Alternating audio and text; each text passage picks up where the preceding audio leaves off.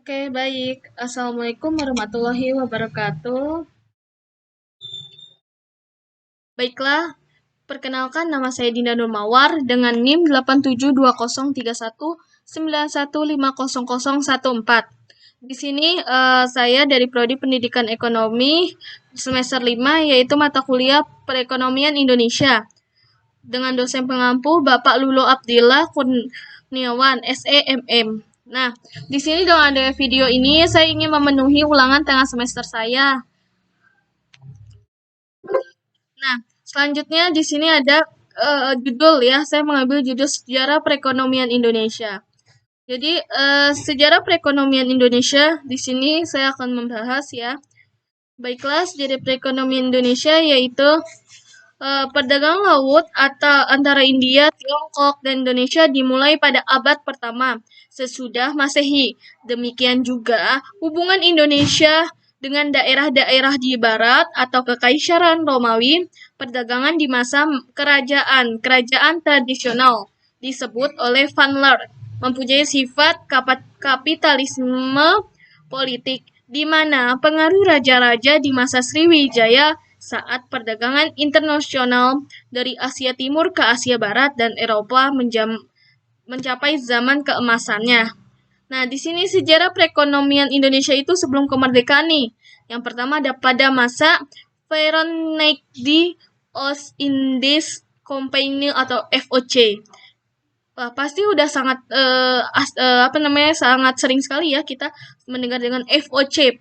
Nah, jadi perekonomian Indonesia pada masa VOC itu adalah sebuah perusahaan yang didirikan dengan tujuan untuk menghindari persaingan antara sesama perdagangan Belanda, sekaligus untuk menyaingi perusahaan imperialis lain seperti H pada perusahaan Inggris. Pada saat itu VOC diberi hak oleh Octroy ya, yang antara lain meliputi yang pertama ada hak untuk mencetak uang, hak untuk mengangkat dan memberhentikan pegawai, yang ketiga ada hak menyatakan perang damai, yang keempat ada hak untuk membuat angkatan bersenjata sendiri, dan yang terakhir ada hak untuk membuat perjanjian dengan raja. Selanjutnya yang kedua ada pada masa kependudukan Inggris. Nah, Inggris itu pada masanya berusaha merubah pola pajak bumi yang telah hampir 2 abad diterapkan oleh Belanda dengan menerapkan ledron ya, pajak tanah. Sistem ini sudah berhasil di India dan Thomas Stanford Raffles mengira sistem ini akan berhasil juga di Hindia Belanda.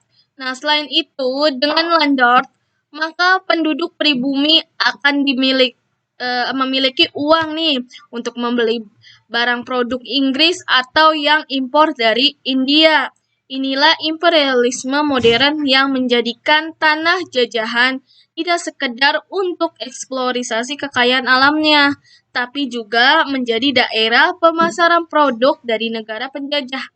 Selanjutnya yang ketiga ada kultur stelsel atau sistem tanam paksa. Kultur stelsel atau sistem tanam paksa mulai diberlakukan pada tahun 1836 atas inisiatif Van de Bos. Tujuannya adalah untuk memproduksi berbagai komoditi yang ada permintaannya di pasar dunia. Nah, sejak saat itu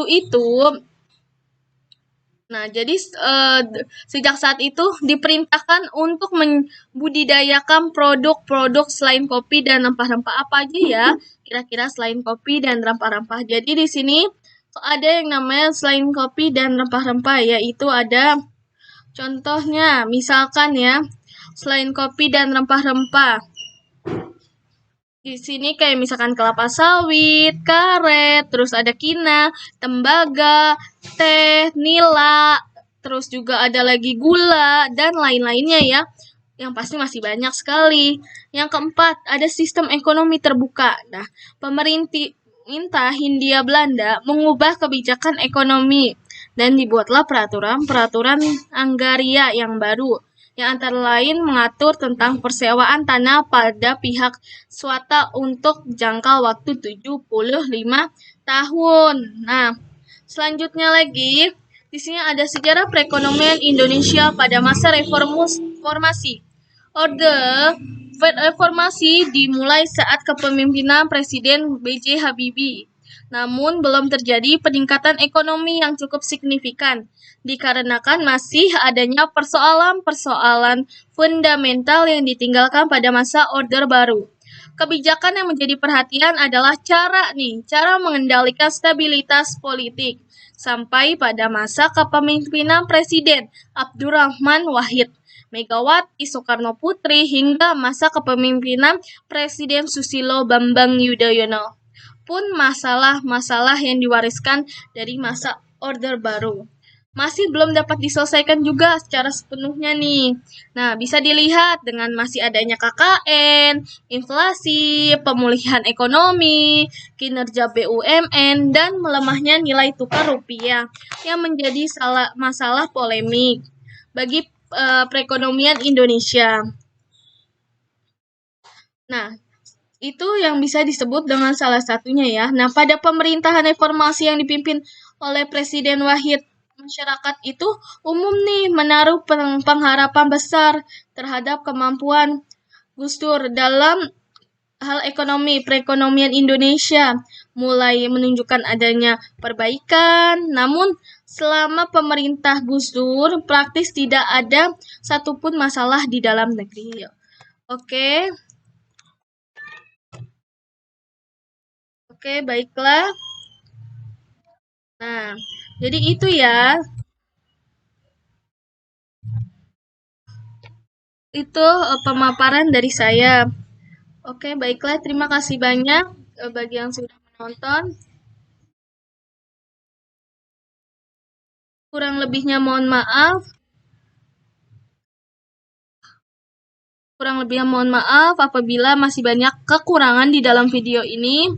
Saya ucapkan terima kasih banyak dan mohon maaf sebesar-besarnya apabila masih banyak kekurangan dalam video ini. Baik, terima kasih. Wassalamualaikum warahmatullahi wabarakatuh.